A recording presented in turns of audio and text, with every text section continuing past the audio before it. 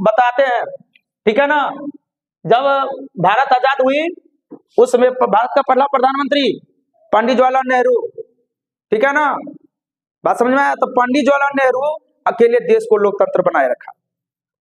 उस समय बहुत सी देश आजाद हुई थी, लेकिन बहुत ऐसा देश है जो लोकतंत्र को नहीं अपना पाया, समझ में आया। और भारत जैसे इतने बड़े देश को पंडित जवाहरलाल नेहरू बोले क्या करेंगे, इसको लोकतंत्र बनाए हम रखेंगे, बात समझ में आया। और आज पंडित जवाहरलाल नेहरू के बारे में ये बोलता है कि किया क्या है, अरे उसके बारे में जब पढ़ोगे ना तो क्या ही बताएं, तब पता चलेगा। जो उसके बारे में बुराई करता है उसको लगेगा कि हम गलत हैं, क्यों उसका बुराई किए, पश्चाताप करना होगा उसको, बात समझ में आया।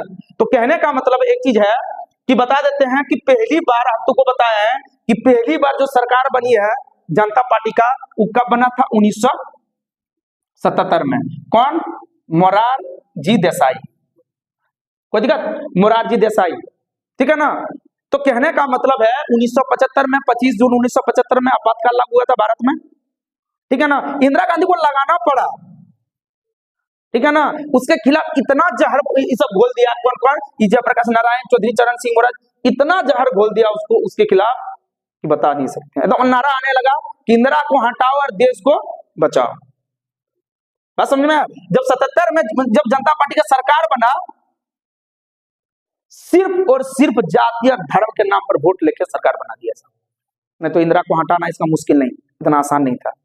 और मोरारजी देसाई का मात्र 18 महीना मतलब 1.5 साल ही चला, ठीक है ना। इसके कार्यकाल में एक ही चीज चला है, जो 44वां संविधान संशोधन 1978 में हुआ है, वही एक बढ़िया हुआ संशोधन किया है संविधान, बहुत अच्छा।